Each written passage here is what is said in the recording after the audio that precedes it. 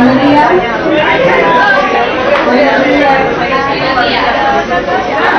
Vamos a empezar con nuestra clase de hoy de razonamiento clínico, señores. Mi nombre es Marta Redondo, soy fonoaudióloga de la Universidad Nacional de Colombia con especialización en trastornos de la decisión de la Universidad de Quito, Ecuador, y les voy a dar hoy su clase acerca del razonamiento clínico. Les voy a dar una explicación muy pequeña acerca de lo que es el razonamiento clínico, porque gran parte de lo que es este concepto lo adquieren ustedes con la experiencia clínica. Pero la idea es que vayamos haciendo pues los primeros pinitos nosotros en razonamiento clínico. Para eso les tengo una definición, les tengo un concepto y les tengo un ejercicio pequeño acerca de lo que es el razonamiento. Si lo hacemos correctamente, vamos al segundo caso, que ya es un caso clínico preciso. ¿Listo? Pues vamos a definir nosotros primero qué es el razonamiento clínico. Es el proceso mediante el cual el profesional del área de la salud analiza los datos que tiene a su disposición para posteriormente emitir y confirmar un diagnóstico y así decidir un plan terapéutico y opinar sobre un pronóstico evolutivo. Aquí hay varios términos sobre los que quiero hacer claridad para que todos entendamos. Es un proceso. ¿Qué quiere decir que sea un proceso, señores? Que consta de pasos. Muy bien, por ahí lo escuché. Que realiza el profesional del área de la salud. No únicamente los médicos realizan razonamientos clínicos. Todos los profesionales que trabajan en el área de la salud tienen que hacer unos razonamientos precisos que los conduzcan a la emisión de un diagnóstico. Un diagnóstico no se da, un diagnóstico se emite para que nosotros hagamos precisión y claridad en algunos términos que utilizamos coloquialmente. Y confirmamos el diagnóstico. Esta confirmación diagnóstica nosotros la hacemos a través de lo que conocemos como diagnósticos diferenciales. ¿Saben ustedes cómo se establece un diagnóstico diferencial? ¿Qué es? ¿Qué encierra este concepto? No, ni idea, poco participativo, señores.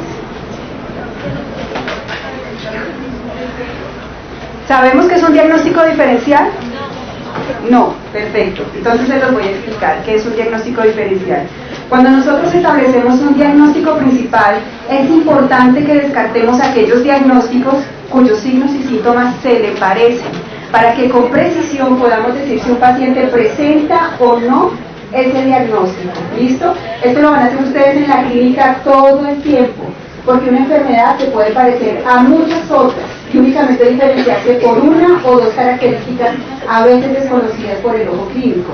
Por eso cuando ustedes ven un diagnóstico, el ojo experto debe dar además un diagnóstico diferencial, cuáles no son los diagnósticos principales y por qué. Es un ejercicio en el que vamos a avanzar nosotros en el tiempo. Ustedes tienen el siguiente semestre otra clase sobre razonamiento clínico, en el que vamos a establecer nosotros los diagnósticos diferenciales de un paciente con enfermedad de Parkinson. Bueno, pero por el momento quiero que conozcan que ese término existe y cómo lo vamos a utilizar nosotros más adelante. ¿Listo? Y así decidir un plan terapéutico y opinar sobre el pronóstico evolutivo. Esta es una grave falencia que presentan muchos de los médicos, ¿no? A veces pueden decir que tiene un paciente, cuáles son los signos y síntomas, dar un plan de tratamiento, pero no son capaces de dar un pronóstico evolutivo, de decir cómo va a evolucionar la enfermedad con el tratamiento que yo estoy instaurando. No saben decir cuál va a ser el procedimiento posterior que yo voy a tratar con este paciente. Pero esto también se lo da a ustedes la experticia. Pero es importante que desde ahora ustedes conozcan que es importante que el médico dé un pronóstico evolutivo acerca de la enfermedad que está tratando. Bueno.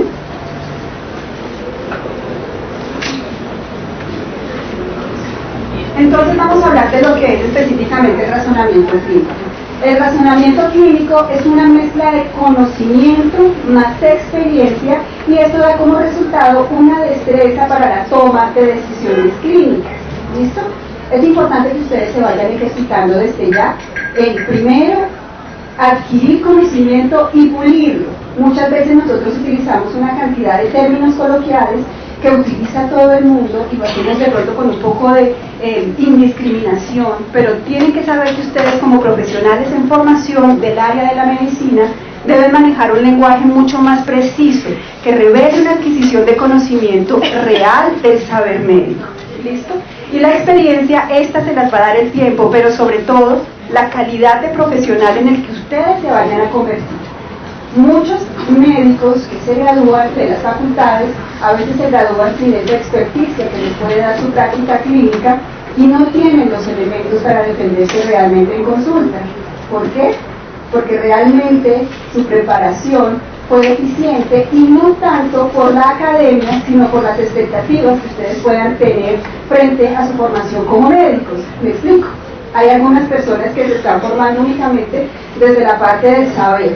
Mucho conocimiento, leen mucho, saben mucho, me pueden recitar un libro absolutamente de memoria, pero realmente no se han tomado el tiempo para poner eso que saben en el contexto de la otra persona, en el contexto del paciente, ¿sí? Poder decir eso que yo sé, cómo lo traduzco en información que me dé la otra persona, y esto se activa realmente cuando ustedes empiezan a hacer todo este trabajo mental. A veces cuando yo como fonoaudióloga es súper sencillo poder activar este mecanismo, porque si me entra un niño chiquito a la consulta, así sea o no paciente de fonoaudiología, de una vez uno empieza a decir, bueno, este paciente tiene 2 años de edad, debe tener más o menos un inventario de 120 palabras, su nivel de juego debe estar en este requerimiento, etcétera, etcétera, y ustedes como médicos van a hacer lo mismo, ¿no? Este niño de pronto lo veo pequeño, este niño de pronto lo veo flaco, y de una vez se les activan a ustedes todos los mecanismos de experiencia y de experticia clínica para poder emitir un juicio sobre el paciente que está viendo, sea o no su paciente. Es un mecanismo absolutamente automático que ustedes van a desarrollar. A veces ustedes se pueden sorprender, o nosotros nos sorprendemos, de la forma como algunos profesionales rápidamente pueden emitir un diagnóstico, ¿no? En 5 minutos un profesional experto del área de neumología me puede decir si yo tengo o no problemas pulmonares únicamente con un resultado de una auscultación o con escucharme respirar. Ese tipo de destreza es la que nosotros necesitamos y queremos incentivar en ustedes, ¿no? Por el momento están pequeños porque están en segundo semestre, pero queremos que sepan hacia dónde queremos avanzar con la educación de ustedes.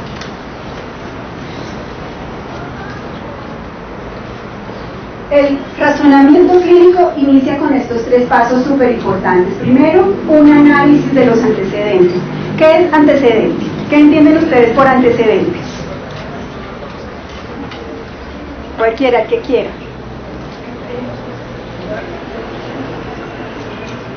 Digan lo que sea, muchachos. Tírense al agua. ¿Qué entienden por antecedente?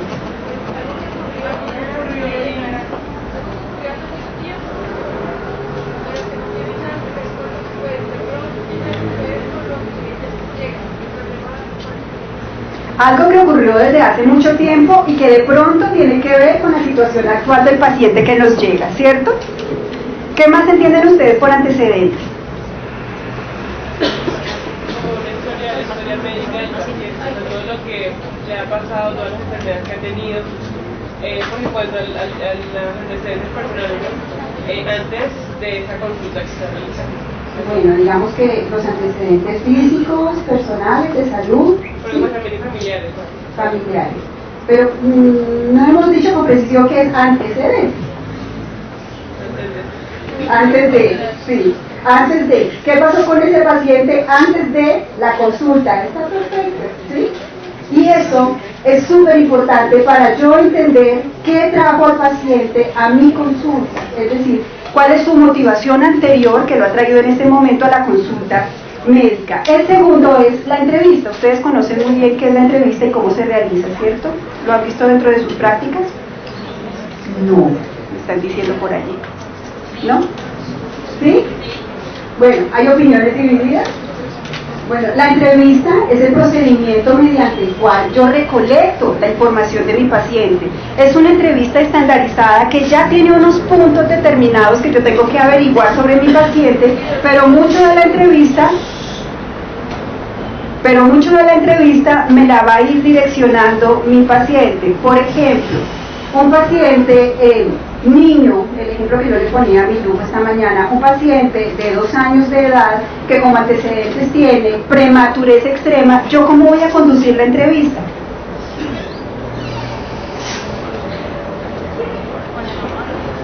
Pues sí, se le pregunta a los padres, eso es obvio. Pero ¿qué preguntas yo le voy a realizar a esos padres sabiendo que tengo un dato de prematurez extrema?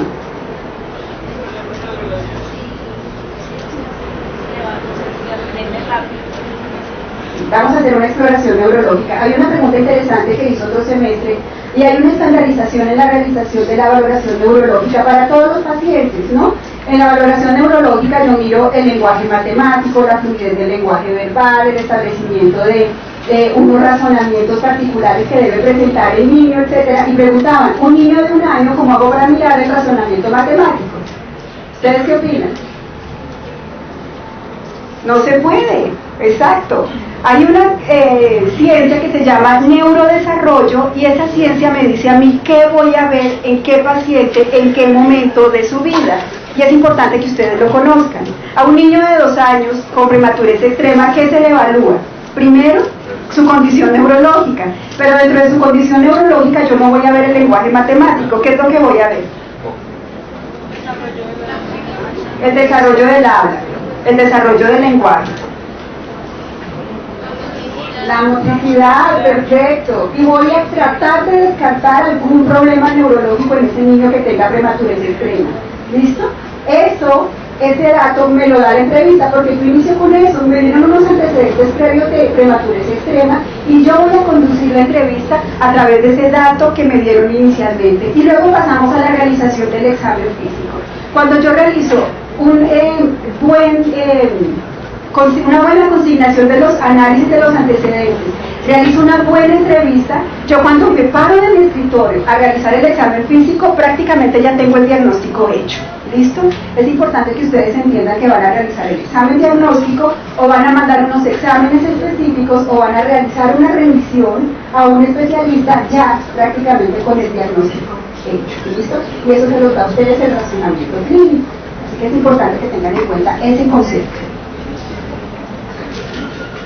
Vamos a hablar del tema nosotros de los atajos cognitivos que se utilizan dentro del razonamiento clínico y que son peligrosos si los utiliza una persona sin experiencia. Tenemos 2 casos, que es la representatividad y disponibilidad heurística. Los dos se tratan básicamente de lo mismo. En ambos casos se requiere experticia y un bagaje de conocimientos previos. ¿Esto qué me quiere decir? Si me llega un paciente a mi consulta, que es un paciente anciano, que tiene una apariencia descuidada, que tiene dientes amarillos y que es fumador, ¿qué puedo pensar que tiene solamente con saber sus antecedentes? Cáncer de pulmón, gravísimo, EPOC, problemas respiratorios, ¿sí?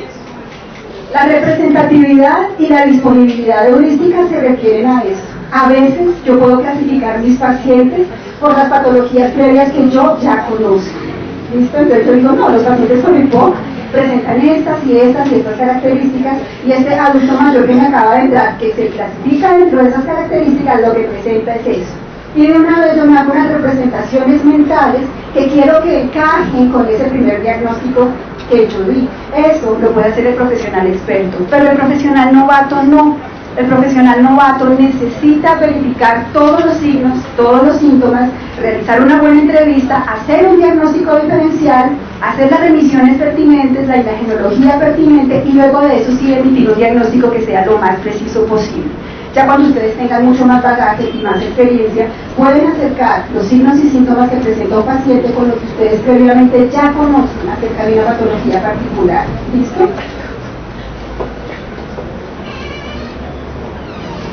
Vamos a hacer un ejercicio entonces en el que yo quiero mirar cómo están ustedes razonando en este momento, ¿no?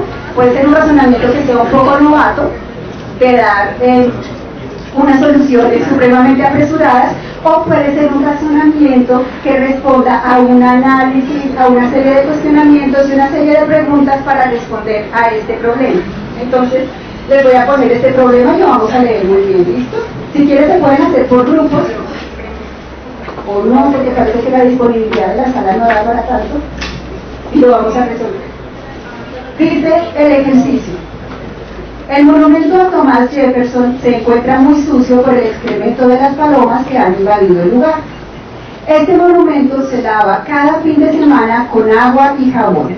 El monumento ha venido presentando deterioro por el continuo lavado, y de continuar esta situación se deberá invertir una gran cantidad de dinero en su restauración. Este es el monumento a Thomas Jefferson, para que ustedes lo miren muy bien y sepan cuál es el problema que hay hecho. ¿Listo? Se solicita que analice este problema y a la luz de este análisis plantee la o las soluciones que considere pertinentes. Tenemos algunas ayudas para la resolución de este problema. Primero, el monumento no se puede encerrar, ya que es un sitio de gran afluencia turística, para los que pensaban encerrarlo para que no entraran palomas. El monumento, aunque no se encuentre abierto al público en horas de la noche, permanece iluminado en este horario. ¿Listo? Aquí les dejo el problema. Tenemos 10 minutos para solucionarlo, para que ustedes me den todas las posibles soluciones de qué vamos a hacer con el monumento a Tomás de Jefferson. ¿Listo?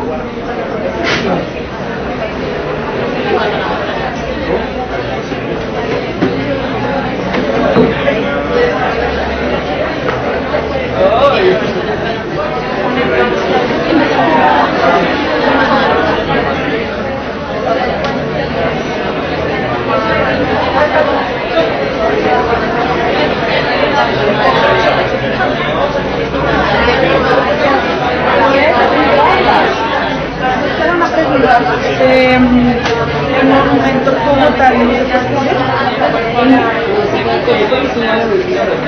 pero no se le puede poner un vidrio, digamos como a la Mona Lisa, que le ponen un vidrio que la tapa para que la gente no la pueda mirar.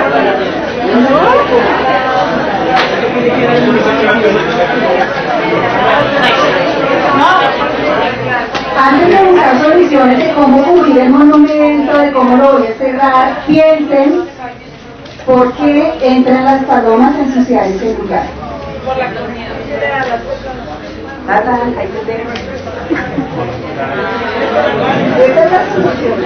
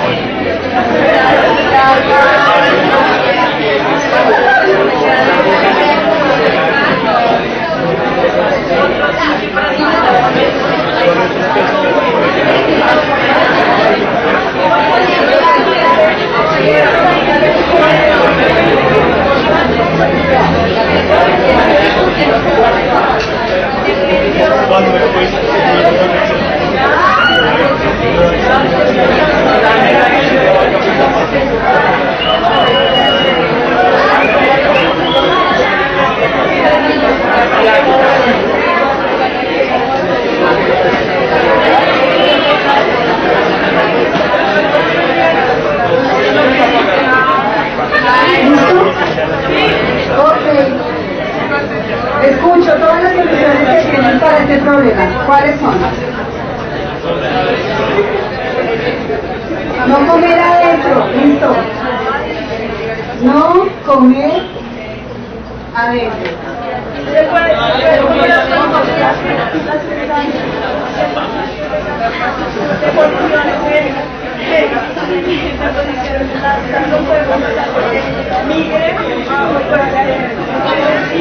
Como celebra una casita de pájaro.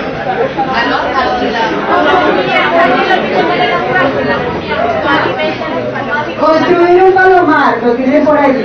No alimentar a las palomas. ¿Cómo?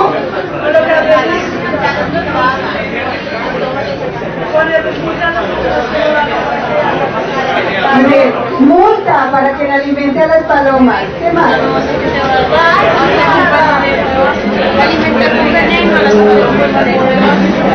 Buen manejo de basura. Muy bien. ¿Qué más? Ponerle una piñata. Ponerle una piñata porno en la noche. No se puede cubrir. Bueno, pero el monumento. Okay. Darle veneno a las palomas. Veneno a las palomas.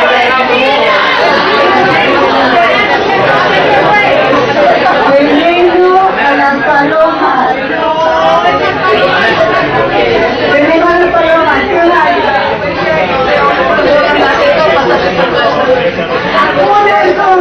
Un halcón entrenado para que se coma las palomas.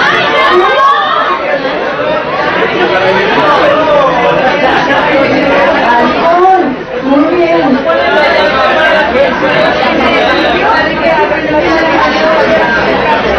Pero que no la mate. Un químico repelente para las palomas. Químico repelente.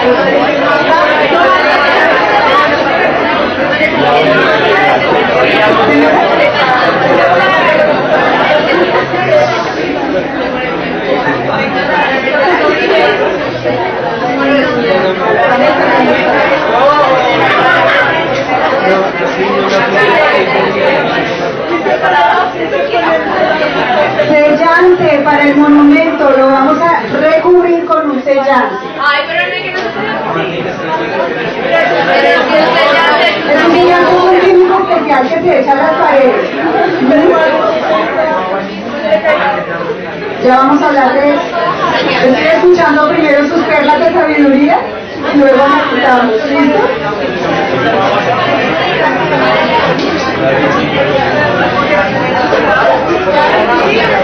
Muy bien. Tener una grabación de sonidos de águilas. Grabación de depredadores. ¿Sí?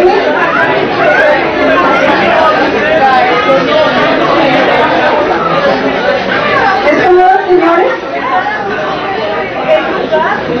No, no se puede cubrir el lugar, dicen ustedes. No se puede cubrir el lugar. ¿Señora? No se puede cubrir. Los monumentos históricos en Estados Unidos deben estar al aire libre. ¿Listo? Es parte del patrimonio histórico de sitio. En Estados Unidos y en todas partes, creo. Ok. Este es el análisis que ustedes hacen, señores. Por favor, les voy a pedir silencio mientras terminamos este ejercicio. Después pueden charlar y todo lo que quieran. Muy bien. ¿Este es el análisis que ustedes hacen? ¿No? ¿Sí? Perfecto. ¿Qué podemos ver nosotros en ese análisis que ustedes están haciendo?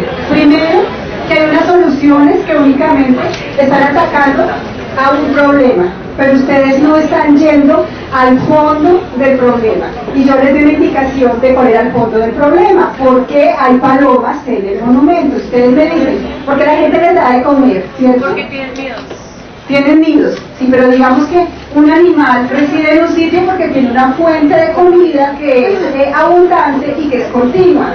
Y ustedes se imaginan que es que la gente les da de comer, ¿cierto? Entonces, ¿cuál es mi plan de contingencia? Evitar que la gente los alimente, dar multas a la gente que los alimente, poner veneno, ¿cierto que sí?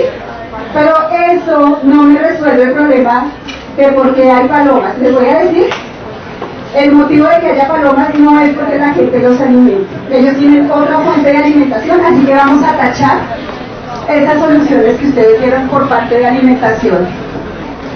¿No? ¿No? Manejo de las basuras tampoco es eso. Veneno a las palomas. ¿Ustedes no creen que si hay una fuente de alimentación abundante y continua, así yo envenene el primer grupo de palomas, no van a venir más? ¿Las voy a envenenar a todas?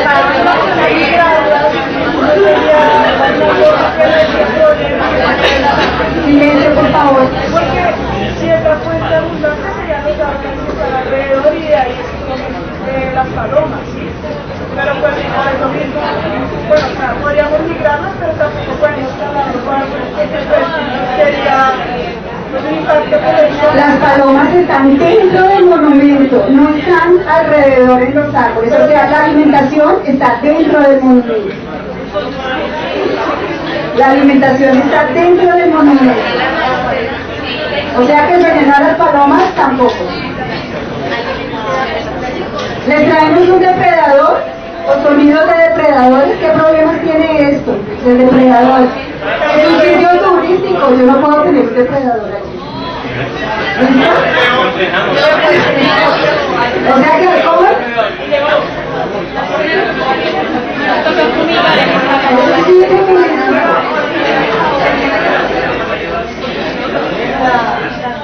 Químico repelente. ¿Ustedes qué opinan de esta opción del químico repelente de paloma?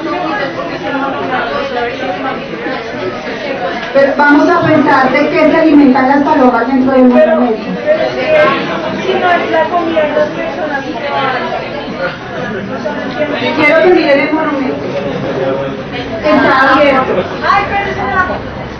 No, porque entonces las palomas estarían cerca de la fuente de agua y no dentro del monumento. De lo que sea que esté bien, está en el monumento. Porque hay un nido. ¿De qué se alimentan estas palomas allá adentro? De lo que sea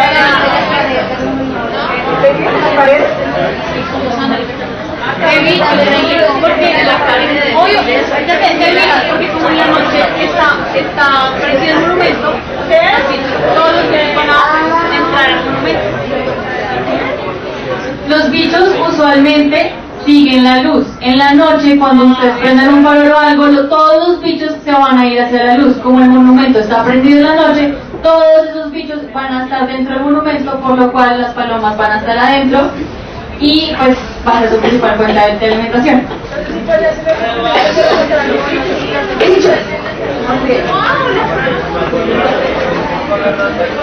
Insectos. Muy bien, ¿cómo hacemos nosotros para eliminar entonces los insectos del monumento? Ya sabemos cuál es el problema. Apagar la luz. Es un monumento histórico que debe permanecer iluminado. Poner una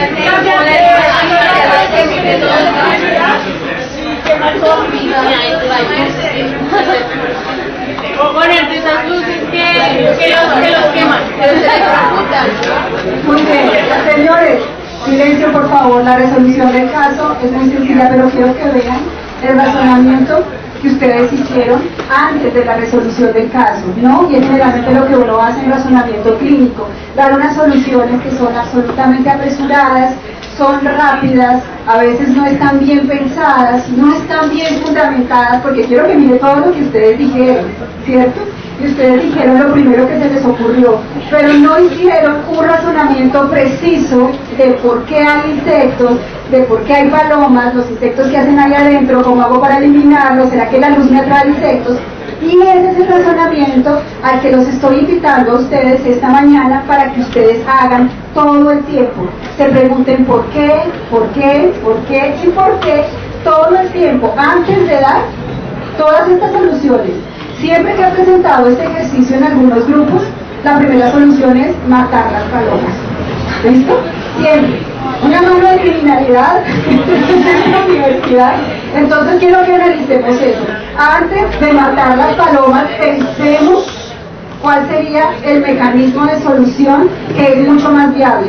Cambiar el tipo de luz, ¿cierto? Es mucho más barato, es mucho más sencillo, es mucho más ecológico, ¿cierto que sí? Y no tengo que matar absolutamente a nadie, ni traer un león, ni traer un halcón, ni enterrar el sitio, ni nada por el estilo. Y la solución, generalmente, cuando la pienso bien, resulta ser muchísimo más fácil que todo lo que me imaginé que tendría que hacer para solucionarlo. ¿Listo? Este es un primer pinito de razonamiento, pero quiero que vean la forma como ustedes están razonando. No estamos razonando de una manera sistemática y metódica hasta ahora. Bueno, entonces, con eso en mente, les voy a poner el siguiente ejercicio, que es difícil. Yo no espero que ustedes lo resuelvan hoy, pero sí quiero que miren todos los elementos. Silencio, señores, este grupo es bastante hablador. Quiero que miren todos los elementos, por favor, para tratar de resolver el caso. ¿Listo? Saquen sus celulares, saquen sus iPads, computadores, etcétera, etcétera, para que busquen los términos que no conocen del siguiente caso.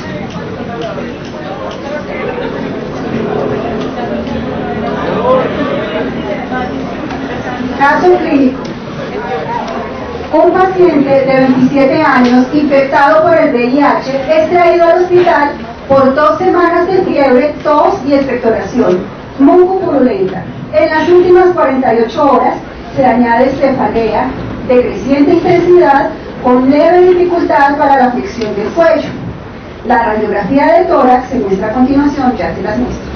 El estudio del líquido cefalorraquídeo mostró 270 células por mililitro, 75% de linfocitos, glucosa de 2 miligramos por decilitro y proteínas de 1.47.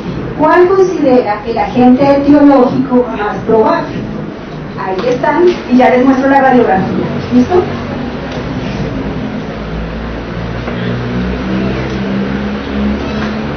¿Saben ustedes algo de interpretación de imágenes diagnósticas? Se supone que sí, muy bien. Hay algunas cosas que están muy claras. Las claridades dentro de la imagen me dan a mí de una vez una hipótesis diagnóstica, pero lo que quiero saber es cuál es el agente, lo que me preguntan aquí, ¿cuál es el agente etiológico más probable? 2 minutos o 1 minutico para que miren bien la radiografía y luego les paso nuevamente el caso. ¿Listo? ¿Ya lo saben? ¿Sí? ¿En qué primera?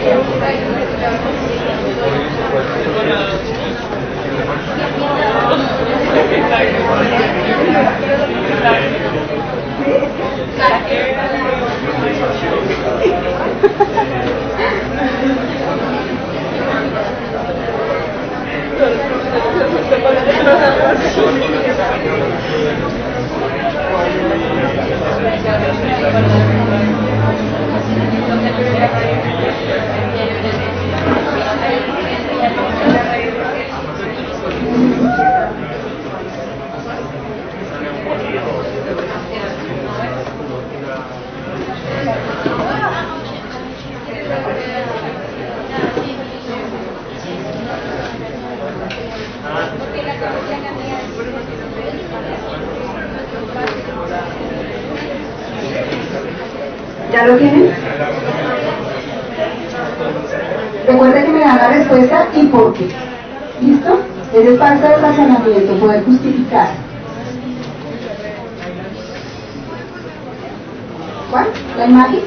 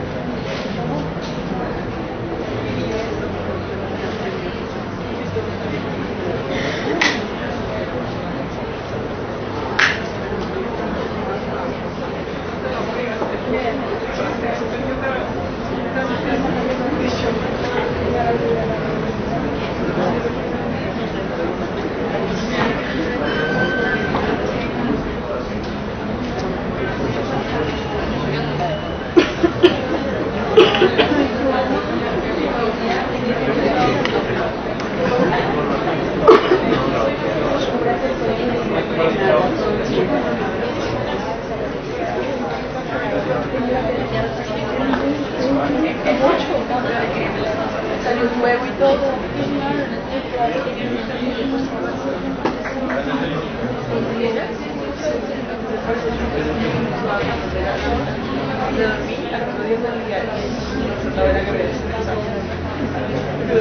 ¿Listo, señores? ¿Cuánto tiempo más les doy? ¿Un minuto?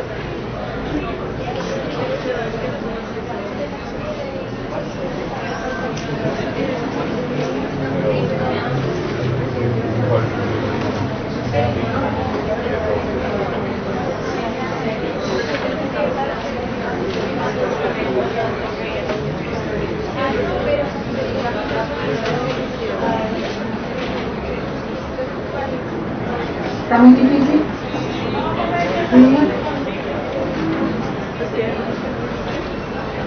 Recuerden que no interesa tanto la respuesta precisa, sino el razonamiento detrás de la respuesta que me den. ¿Bueno?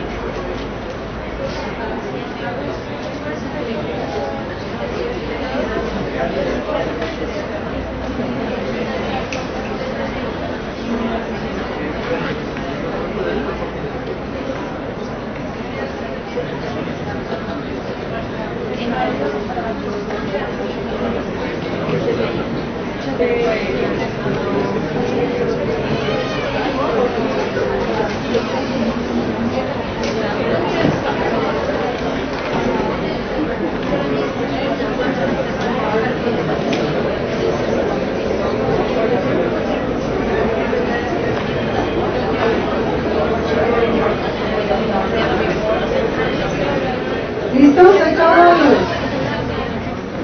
¿Qué y por qué? Cualquiera, al agua, láncense. Es que esta clase solo es de una hora y ya se está acabando.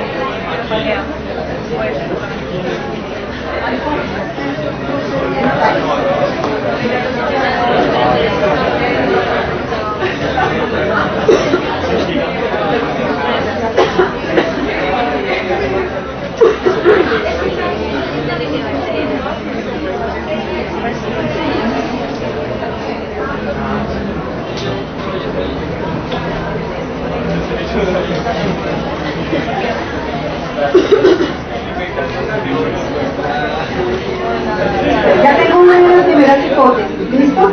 Por allí me dijeron que era esta, neumonía, porque el paciente tiene cefalea y puede ser una posible meningitis, ¿cierto que sí? Muy bien. Y este agente etiológico cursa con meningitis. Esta es una buena hipótesis. Primera, ¿alguien tiene una distinta que rebata esta? Sí. El segundo, Cryptococcus neoformans. ¿Por qué?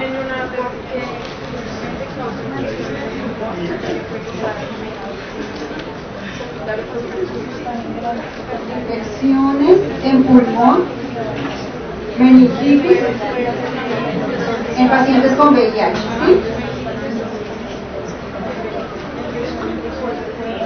Encefalitis asociada a VIH. ¿Listo? ¿Algo más? Sí.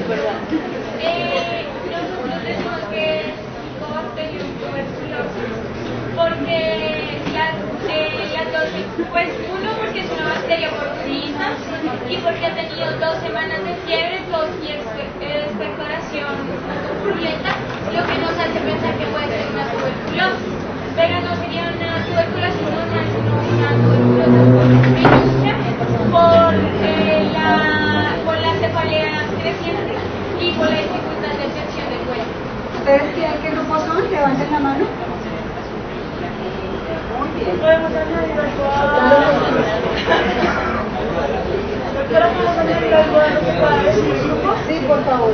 Que es por la causa de las cefaleas, porque por lo general este organismo lo que hace es que la infección termina apareciendo en el cerebro porque se conduce vía sanguínea, entonces pues podría ser un efecto, por eso es que ahora, o sea, no tenía cefalea al comienzo, sino después, porque pues la infección se terminó pasando al cerebro y por eso se llama cefalea. Infección al cerebro.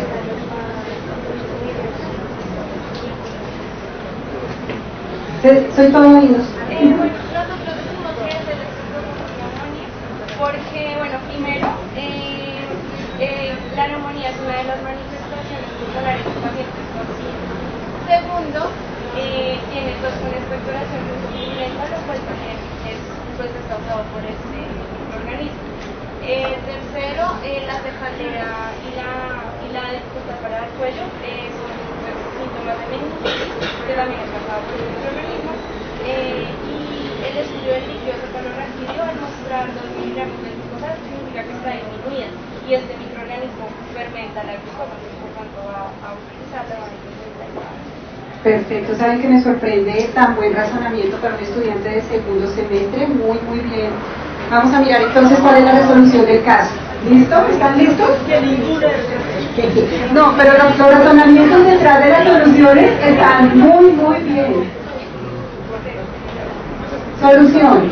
Si analizas la radiografía de tórax que corresponde a este paciente, verás una lesión parcialmente cavitada en el lóbulo superior derecho, con pérdida de volumen y desplazamiento traqueal hacia ese lado. Naturalmente, estos hallazgos resultan muy sugestivos de la tuberculosis pulmonar, así que el grupo que lo dijo, felicitaciones. El líquido cefalorraquídeo también sería compatible con meningitis tuberculosa, hiperproteinorraquia, hiperpneumorraquia y celularidad con predominio linfocítico. Estos datos también podrían aparecer en el contexto de una meningitis por criptococo, pero no explicaría las lesiones radiológicas que vemos en la placa de tórax, o sea que la respuesta a 2 es falsa. ¿Qué era cuál? Cryptococcus neoformans. Actualmente, la infección por VIH representa el principal factor de riesgo para padecer tuberculosis. Cuando se afectan los lóbulos superiores, normalmente se trata de una reactivación. La clínica suele ser insidiosa, con febrícula, malestar general, pérdida de peso, sudoración nocturna y tos persistente. En ocasiones también existe hemoptisis. En el paciente VIH, la neumonía más frecuente es la producida por el S. pneumoniae, no por la P. girovechi, que solo veríamos cuando la inmunodepresión es muy avanzada. Sin embargo, la radiografía de tórax no es sugestiva de ninguno de ellos para extraer el elemento de la radiografía, ya que en este caso la célula predominantemente es polimorfonuclear. ¿Sí les pega el perrito? ¿Sí? ¿Parecido a lo que ustedes estaban razonando? Perfecto, tienen un excelente razonamiento clínico.